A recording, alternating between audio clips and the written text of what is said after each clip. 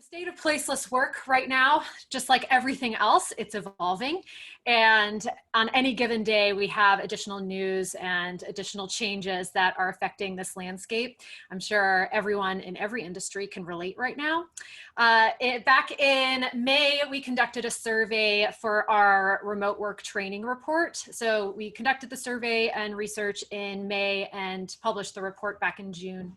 And this is to give you an idea of the spectrum of remote work formats or structures that people typically find themselves in. So we have on one side of the spectrum, no remote. So we call that sometimes 100% co-located, office-based, basically no remote work is permitted or typical. Then on the other side of the spectrum, you have fully remote, and that is everybody at that company works remotely. Pretty rare, but in our respondents, we had 14% of people saying that that was their company's typical remote setup. Usually you find more people somewhere in the middle, whether that's hybrid remote, and that means that part of the team is full-time remote and part of the team is full-time at office locations, and then there's flexible remote. So this is primarily teams that work out of an office, but are allowed to work remotely a few days per week or month or as needed. So as our data show, the majority of people find themselves somewhere in the middle of the spectrum. And that is consistent with other research. And I wanted to share these numbers with you to give you an idea of how much COVID-19 has impacted remote work overall in the US. So our survey was a global survey. This data that is on this screen is specific to the US. So before COVID-19, according to Global Workplace Analytics, 3.6% of employees work from home half-time or more. During COVID-19, according to Stanford Business School, 42% of US employees work from home full-time. So this is a huge jump, of course, in remote work. The question is, what will happen after COVID-19, whenever that happens? So in our research, we asked about the impact of COVID-19 on remote work at that company or at the respondents' companies.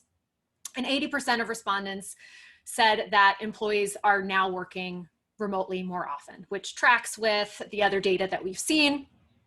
We also asked for predictions from those respondents, and 55% of respondents said that employees at their companies will likely work remotely more. And this survey, this report was actually based on two surveys. One was a general anonymous survey, and then one was informational interviews with learning and development and HR decision makers at organizations of different sizes. And this also tracks, there were actually more decision makers who predicted that there would be more remote work options in the future. So we don't know how much remote work will expand in the future after we, quote, get back to normal, whatever normal looks like and whenever that is. So we're not exactly sure how much more remote work will be prevalent, but we do know that companies already are betting on a more remote future. So these are some of the national and international brands that have announced official plans to extend their remote work policies, whether that is a primarily remote approach. So Twitter recently announced that they're going to be primarily remote. Of course, they have to maintain some headquarters, but they are opting to be much more remote. You have Facebook and Pinterest. So those are technology companies that you would sort of expect to be very remote friendly, but we're also seeing brands from industries that have not typically been as accepting of remote work. So industries like retail, financial services, insurance, healthcare, we're seeing a lot more industries that previously were a little bit more restricted in allowing remote work. We're seeing them expand or plan to expand their remote work capabilities in the future. And we even have retail here. So like REI and Walmart, they've indicated that they will be offering more remote work in the future. So what does this mean? What kind of impact does this future have on the workforce. So one really interesting trend that we're seeing is the addition of roles or the creation of roles that are specific to the remote work experience. So if you're familiar with the company GitLab, they have a head of remote role, and they've had that for a long time. They're a completely remote company. And now that Facebook is offering more remote work and they plan to offer more flexible options, they've created this role of director of remote work. And of course, the irony is not lost on anyone in the remote work community that there is a location attached to this role. But if you dive deeper into the job description, it does say that remote work is, of course, available, but they do expect some presence in the office. So this is one really interesting trend that we're seeing.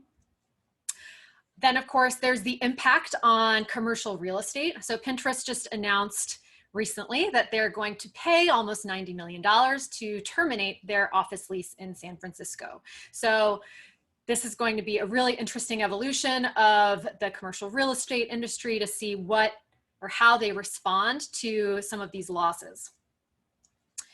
And speaking of real estate, as individual employees are no longer required to live in cities where those companies are headquartered, it's predicted that more and more professionals will be moving to remote-friendly communities, what are being called by some Zoom towns. And this is a really interesting trend that I think that the Winchester and Shenandoah Valley area should really be looking into. We have the unique situation of being as close as we are to a major metropolitan area, airports, et cetera, but we still have access to high quality internet and fast internet, which could make this area be a really attractive location for remote workers. So some of the challenges that come with this rapid expansion into remote work, a lot of this comes from the fact that these companies and these employees that are now working remotely, they find themselves in an unexpected remote work situation as opposed to sustainable remote work. So if we recall back in March, which seems like 10 years ago, but back in March when companies were making really quick decisions about bringing their workforce remote, they were making decisions for the short term, for the next 2 weeks, for the next month, because that was based on information that we had, which was very little. And we continue to have, not the amount of information that we really need to make really good concrete decisions. But when employees found themselves working remotely en masse, really quickly under very ambiguous circumstances, that caused a lot of problems. And now we're just seeing some organizations realize that remote work really needs to be a long-term strategy, not just a strategy to maintain business continuity in a time of severe volatility and uncertainty. So it's a long-term strategy. So those organizations, the brands that you saw earlier, as well as smaller brands or brands that just don't make the news, they are now finally investing in the infrastructure, in other tools, in other resources to make sure that remote work is sustainable in the long run. So I'm going to talk about some of the most common challenges that we're seeing now. And keep in mind that some of these challenges, it's hard to identify whether they're really a cause of working remotely or whether it's a cause of working remotely in the pandemic or any other number of reasons. So some of the remote work challenges that I'll talk about, it's really common for folks to talk about, why remote work isn't good or people are just not enjoying it, or people or companies are not looking at employing remote work in the long term. They talk about individual challenges. They talk about isolation. They talk about the lack of trust. They talk about problems collaborating and communicating. And while those challenges do exist, they don't exist in isolation from one another. They're really interconnected. And when those problems continue to interconnect and grow, that's when they affect performance, productivity, engagement, and any number of business outcomes that are important to an organization. When we did our research for our remote work training report, we asked about some of the most common challenges that typically affect remote workers. Before the pandemic, research typically showed that communication and collaboration were at the top of the challenges. And as we see from this data from May and June, the top challenges have now become distractions and overworking. And this tracks completely with people's anecdotal experiences during the pandemic. When you think about people having to work remotely suddenly at home, and also being confined at home with their family, they typically, are able to separate work from home life. And during this pandemic, it's been really challenging to do that. So distractions and overworking have come to the top of the list of challenges. And a couple of things to note about distractions is the drastic impact that it can have on focus, and that leads to losses in productivity. So we know that the average knowledge worker in the US has, more or less 3 communication channels, and they check their communication channels at least once every 6 minutes. And, if I were in a room with you right now, I'd be asking, how many of you have checked your communication channels right now? Like, how many of you have your email tabs open as well as Slack or your phone? But we're checking our communication channels all the time. And when you're in a moment and when you're in a flow of work, if you are trying to focus on a work product or a task that requires a lot of focus, when you get interrupted from that, it takes 23 minutes and 15 seconds to recover from that interruption and get back into the flow of work. That adds up to a lot of minutes. So if you are in a role where you have to think about or complete tasks that require complete focus. So in my role, I think about writing, I think about developing products, I think about strategy. All of those things require focus. And all of those communication channels, all of those interruptions, they really add up to take away from productivity. Burnout is another huge concern right now. So right now, remote workers are working more than ever. The average workday has lengthened by 48.5 minutes. So, over the course of a week, that's a lot of extra hours that people are working. And actually, research has shown that productivity levels have pretty much stayed the same, and in some cases, they've increased. The concern or fear is that those productivity levels have been maintained by adding extra time. Of course, this is not sustainable. It can have a negative impact on worker engagement as well as long-term effects on productivity and overall performance. And it can impact turnover. It can impact all sorts of outcomes that are critical to making sure that the business is as successful as possible. So burnout is a really big concern right now.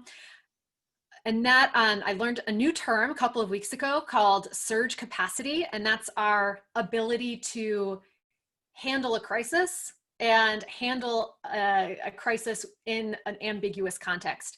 And that is a very good description of what we're dealing with right now. There's all sorts of ambiguity. We don't know what to expect. There's no right answers. There's no right decisions. And that can deplete your energy. And so this surge capacity depletion has had a really negative impact, and it's why a lot of people are feeling so terrible.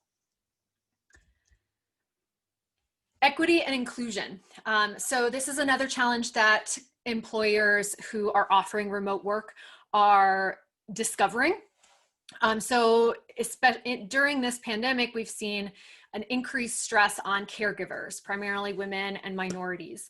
And there is an estimated $341 billion impact of this pandemic on working mothers.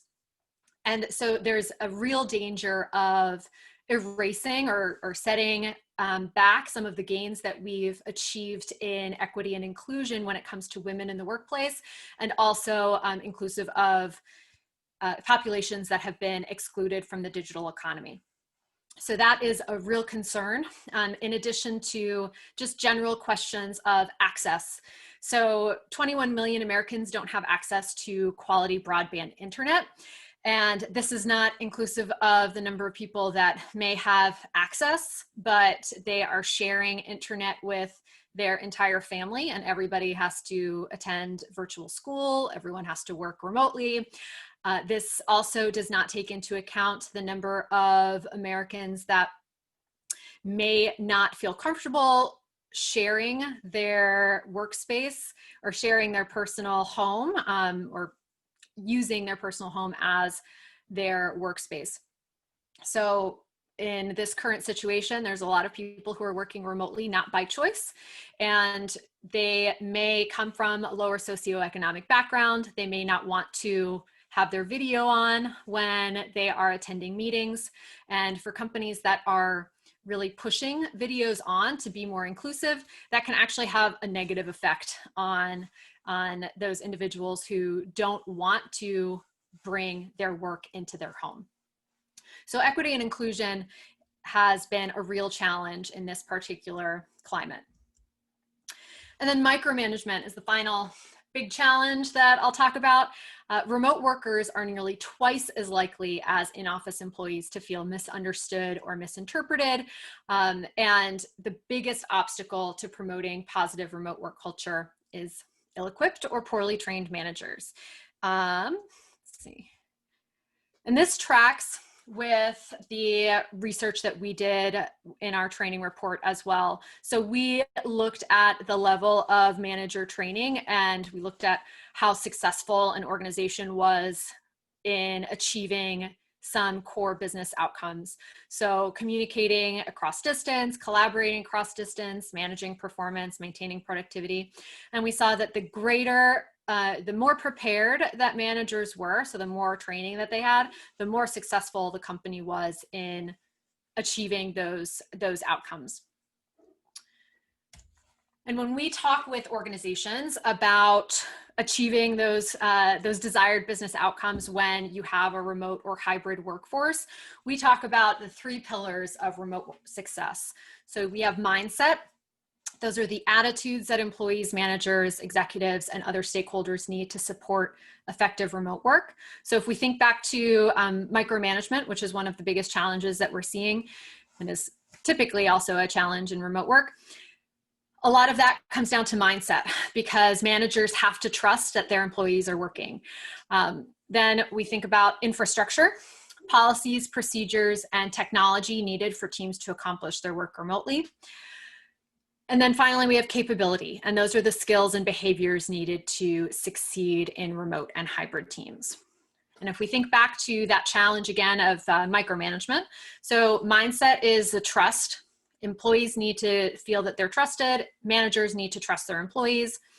Infrastructure, there need to be actual concrete and objective measures of productivity and performance.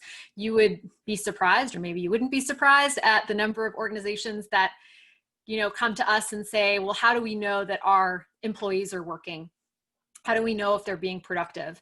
And our question is always, well, how are you measuring performance and productivity in the office? If you're just using examples of input, like time spent in an office chair, that's not an accurate representation, or that's not an accurate indicator of productivity at all.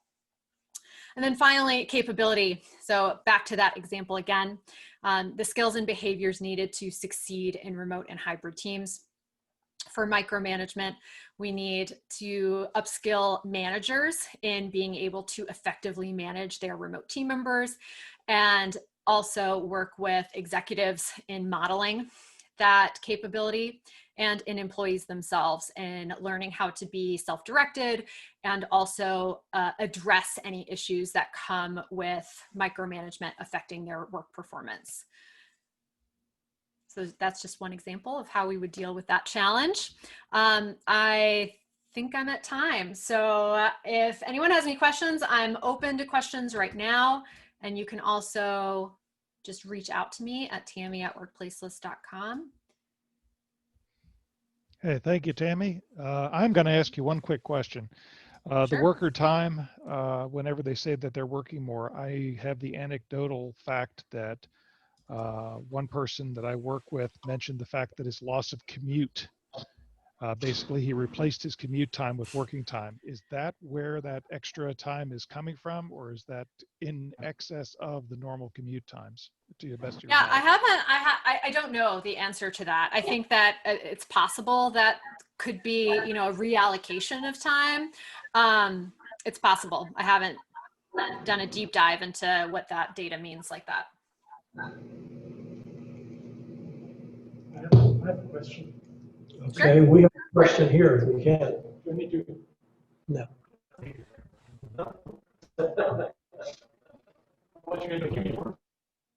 Can you hear me? Can you hear me? No, you have to have this. I have one question. Hi, Tammy. Hi. I live in Berryville, and we are blessed to have high-speed internet in Berryville. But a lot of our friends are out in Clark County. So as you're now in Winchester, do you see any development in Frederick County or Clark County about the internet? You know, the infrastructure that people can work remotely from home.